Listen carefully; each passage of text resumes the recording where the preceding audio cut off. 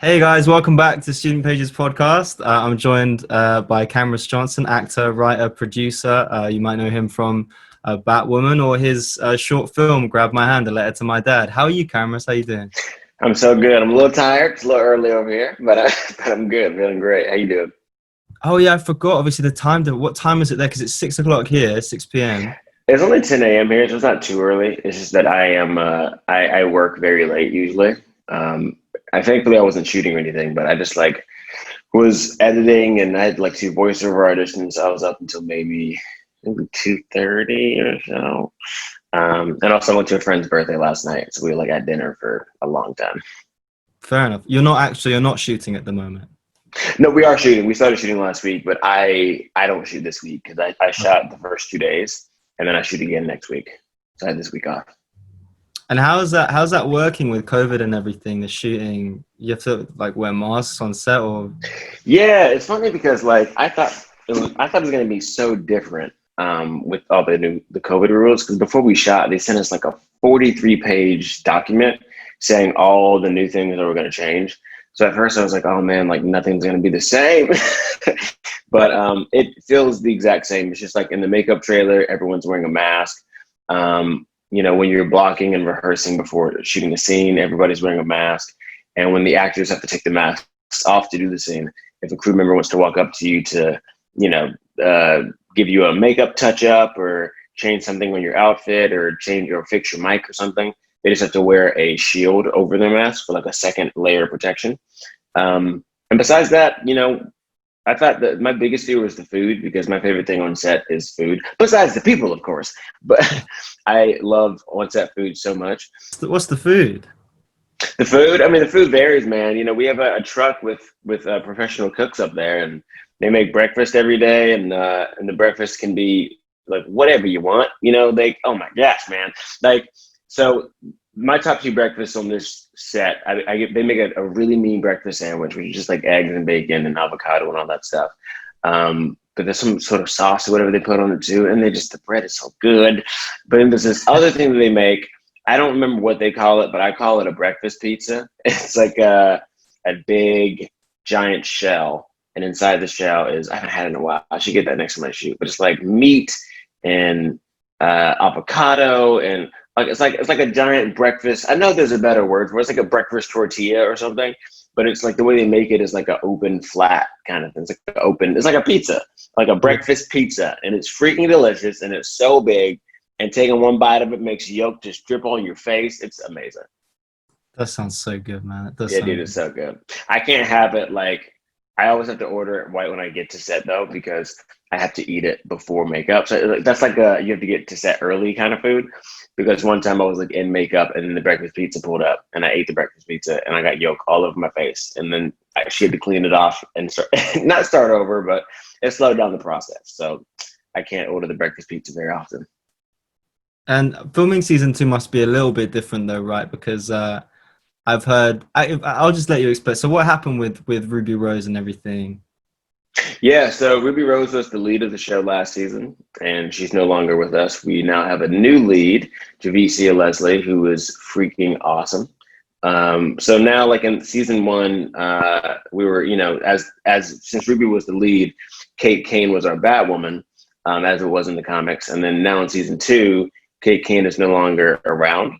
So we have a new Batwoman, a new character actually that our showrunner Caroline Dries created, and the character is so awesome, so cool, so charming, so funny, and she'll sort of take on the new Batwoman mantle, which honestly, the way they wrote season two is so impressive. Like it ties everything in so well, and I think they intro the character so beautifully, and I can't wait for our audience to meet the new character because she's dope.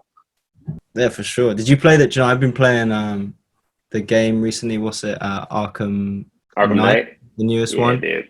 Yeah, I beat Arkham Knight last year, and they just released the trailer for the next one. I think it comes out next year. Uh, it's not Arkham Knights. It's like it's the one with Batgirl and Nightwing and not Deadshot, Red Hood. You can like sort of it's like Arkham Knight, but you can play with four different characters. Oh, nice. Yeah, it's gonna be dope. It looks really good. I think I played every single Batman game. I played one of the first games I ever played was on PS2, Batman Begins. I think that was like the first. I mean, Way back. that was a scary game Yeah, dude.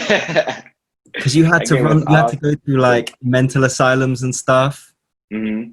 Yeah, the Batman games are dope. I think they're all so fun. Yeah, it's funny that you just beat Arkham Knight because I just beat it again last year. No, I shouldn't even say again. I thought I had beat it when I started it, and then as I was playing it, I realized that I played Arkham Asylum and Arkham whatever the one.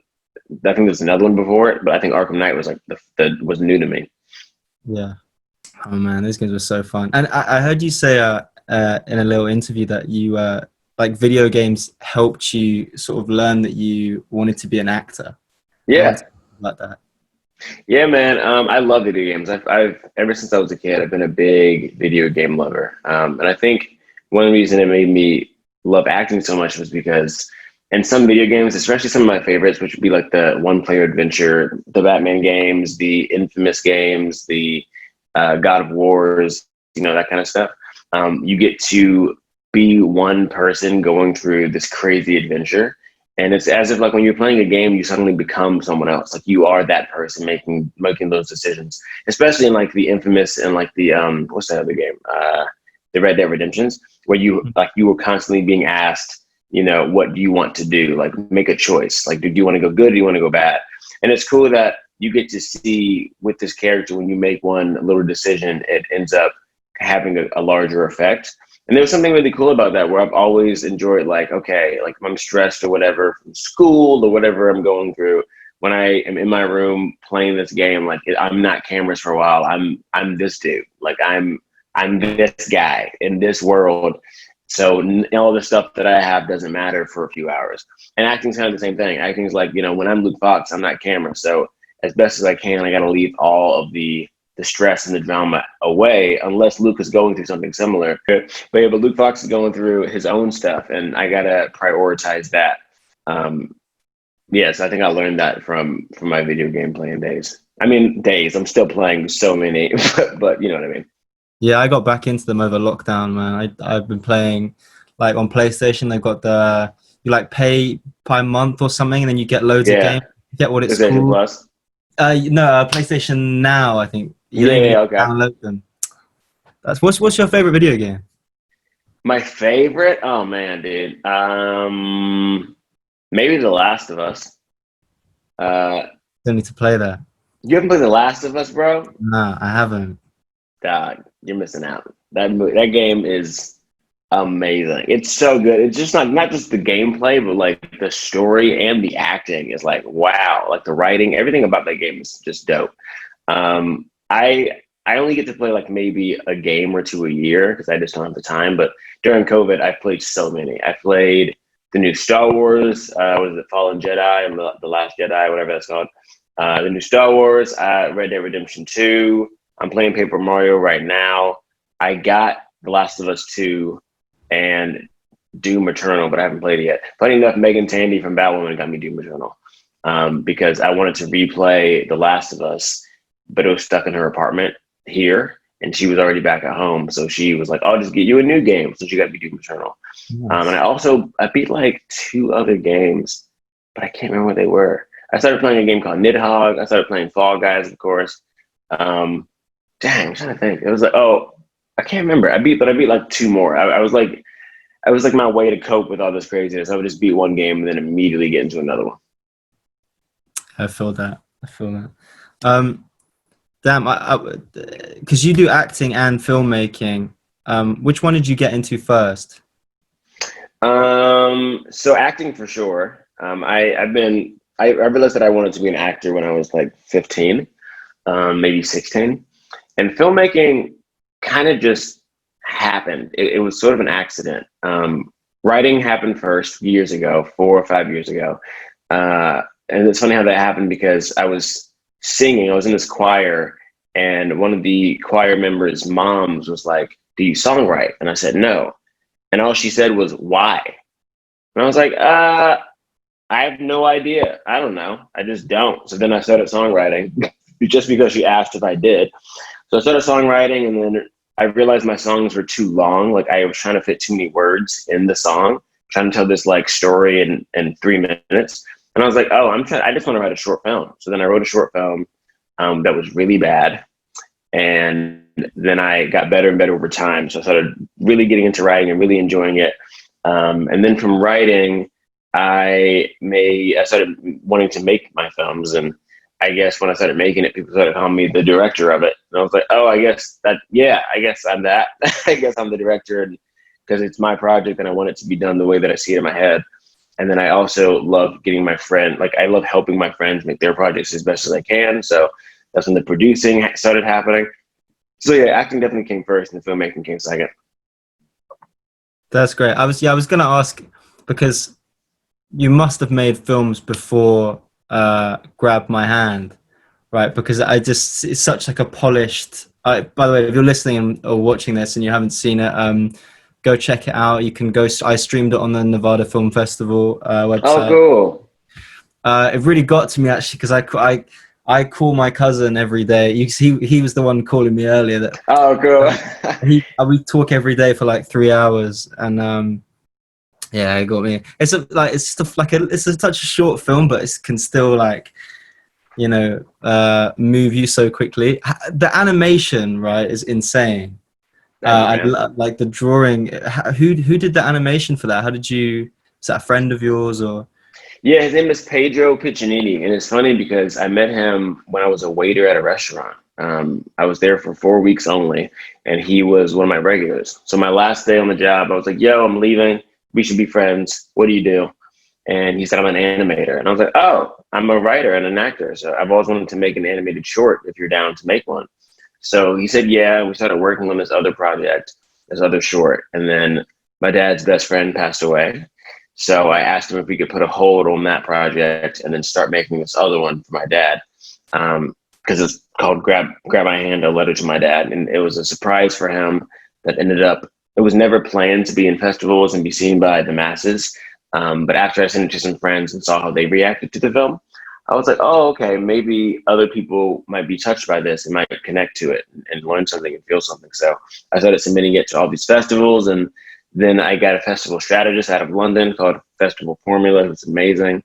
And we started actually like making a plan of trying to hit all these festivals. And it's, to my surprise, been really, really making the rounds. It's now been, I think it's been in like somewhere between 40 and 50 festivals, and it's still like, it just got selected to another one this morning.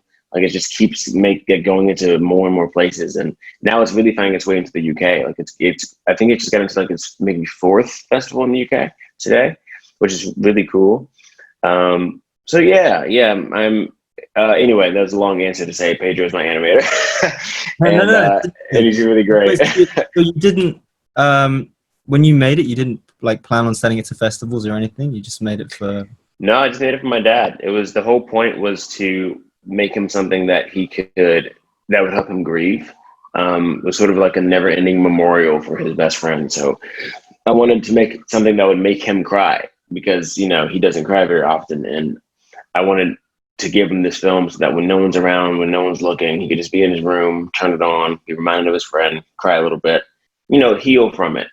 And thankfully I succeeded with that. Like, we watched it together for the first time, and he cried and I cried and we hugged, and it was great. And then, that was supposed to be the end of it. That was the point of the film. Like, we did it. So after that, I just sent it to some friends to be like, hey, this is a thing that I've been working on for the past few months. If you want to check it out, I made it for my pops. And all 5 of my friends that watched it cried, which surprised me, because every time a friend cried, I was like, I remember one of them cried, and I actually went, are you crying right now? Like, I was so confused. I was so confused because I was like, none of them had met my dad, maybe one of them, but my dad's back in Georgia and we were in New York. So it was so interesting that I was like, oh, I didn't expect any of you to cry, because this is like, it's literally about him and his story and his best friend. Like, it's so like about him. And it makes me cry, but it's because it's my dad and my uncle. So when I saw my friends crying, I was like, oh, this is so fascinating. And then one of my friends was like, yeah, like, he said his dad passed away, and the film just like reminded him of that. And then another friend was saying like it made her want to call her other best friends. Yeah. Yeah. So that was just like, wow, like it's interesting that it's connecting with people in such a strong way that it's having such a visceral effect that people were crying. So then, yeah, I was just like, I started submitting it for just everything. I didn't know how the festival circuit really worked, so I just started submitting it for everything. And then, thankfully, Festival Formula came along and was like, we can help guide you on like an actual path. And it's been great ever since we started working together. Man, it's just been going to so many great places. Yeah, I found the gate check thing so interesting because it makes me think about like right, if you don't know the gate, it's, go watch the film, but so your dad calls your uncle and he says gate check, and it's sort of like a way he checks up on him. And it Yeah. made me think about like when I call my cousin, and we sort of have our own version of that. We're like, you what's we doing, you piece of shit, what Same you know, thing. yeah, like, but I realized like even though I might call my cousin and we just sort of make noises at each other, or be like, oh my Yeah. god, like it's what that's It's your language. It's your thing. we're checking up on each other, really. That's all we're doing. Yeah. And it's important. It's important to like call your loved ones and just to check in. I mean, often. I mean, because you just never know. Like my uncle, like was healthy one day and then he was gone. Like he was unconscious the next. And sometimes you just never know. But yeah, man, it's crazy. It's an honor to have people like you have seen it all the way in the UK, and feel something when watching it. And then like the fact that it's made it so far that it's Oscar qualified now is like a dream. Hmm. It's an absolute dream. And now, because I'm seeing how people are connecting to it and reacting to it, I'm just going to be fighting so hard for that Oscar nomination, because I would love for this film to be seen on a grander scale, on a grander stage, so we can have as many people out there as possible, hopefully have a connection to it. Oh, best of luck, man. Thanks, man. Well, so when your dad watched the film, what was the conversation you had about it afterwards? It's funny, we didn't really have one, because one of the main reasons that I made the film was because my dad he doesn't show a lot of emotion. He's like a Southern military black man. So, as the man of the house and all of that stuff, I think I had only seen him cry twice in my life before that. And it was when Obama won president and when his dad passed away. So whenever, funny enough, we watched it whenever he was visiting me in Vancouver while shooting the pilot for Batwoman. And we were in my hotel chilling, and we were laughing about something. And I teed up the film when he wasn't looking. And I was like, ha, ha, ha. So anyway, I made this film for you. We're going to watch it now. And he was just like, okay. So I played it and we watched it in silence. And then afterwards, he started crying and just saying, this is amazing. This is amazing. Thank you so much. This is amazing. We hugged and we cried. And then we just moved on like nothing happened. We just like let that moment be the moment, and we just watched TV or whatever happened next. Yeah, and like we've had like small conversations about it throughout, like over time, and he loves to hear when it goes to festivals and like wins these awards and stuff. Like it's all very crazy. He actually went to Miami Film Festival with me and got to see it on the big screen for the first time. He cried again. It was so cool to see him watch it with this audience, and it was cool for him to be able to hear everybody else around him like crying. Yeah, it was a very powerful moment. And that's great. And you're working on a comic book at the moment, is that right? I am. Been working on a comic book for a long time. This crap is taking forever, but yeah, it's going well. It's looking great. I don't know when it's going to be done, to be honest. The writing for it is done, which is nice. Now it's just the art, color, and the lettering and stuff, and the editing or whatever. But yeah, man, I'm stoked for people to get to see it at one point.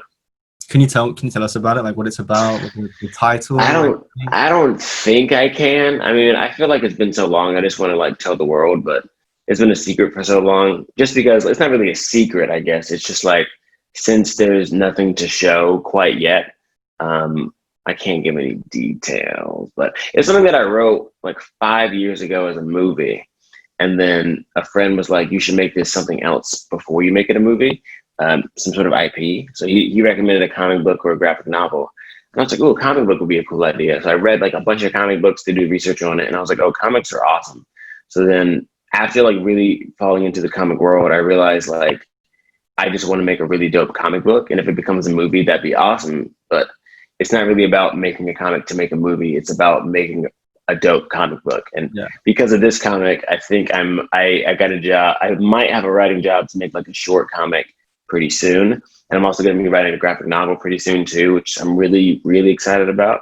That one I wish I could tell you, but that one's going to be awesome. I'm like, that one really touches my heart. I can't. All I can say is that the graphic novel is going to be about an existing character. But that's probably all I can say, which is so vague. But yeah, that's going to be cool. That's actually still in like the contract phase. So I haven't actually started writing anything on that quite yet. But I know what the story is going to be, and I'm super excited about that. But yeah, comic, graphic novel, and possibly a short comic too. Man, I always think about how much work goes into comic books and graphic. I used to really be into graphic novels and comic books when I was younger, and like just to think about actually just the work that Stan Lee has put in his life, like crazy to think about. Just not only the writing, but like the just endless drawing and yeah, man, it takes time. And like my artist is so incredible, and for him to be like incredible, it takes time. Like, he's got to really perfect his art. I mean, it's worth the wait. Because whenever I get new pages from him, I'm like, dude, this is beautiful. I can't wait for you to see the cover of the first issue. When I saw the cover, my jaw dropped. I was like, this is gorgeous. Yeah, man. I'm very lucky to have such an incredible team, and I think we're all going to be very happy with it when it's done. Does he draw it digitally? I think it starts hand drawn and then it moves to digital or something. He explained it to me months and months ago. I forgot. I kind of forgot what the situation is. Listen, thanks so much for talking to me. I hope this was, I know it's 10 a.m. in Vancouver. I hope this was, woke you up a little bit. Absolutely did. Questions. Yeah, thanks so much for chatting to me. Good luck filming season 2. Yeah, thanks so much for listening to the Student Podcast. Thanks for having me, bro.